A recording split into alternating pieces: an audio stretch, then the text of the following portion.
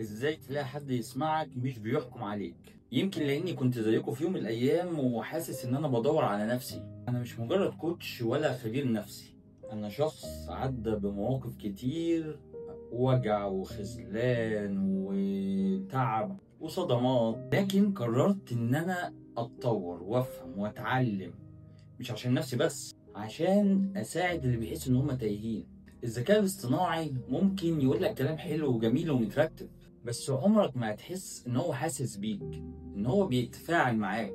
انا حسيت ووقعت واتكسرت وقمت تاني، وعشان كده انت لما تحكي لي انا مش هسمعك بعقلي بس، انا هسمعك بعقلي وقلبي وكل حواسي. فهمت وعرفت ان احنا لازم ندور على نفسينا جوه نفسينا مش من بره. وعايز اقول لكم ان انتوا هتلاقوها، لما ندور على جوانا هنلاقيها، وانا هنا عشان اساعدك تعمل كده. لو كلامي ده حسسك بحاجة او اثر او لمس حاجة جواك، كلمني او ابعتلي وانا هرد عليك.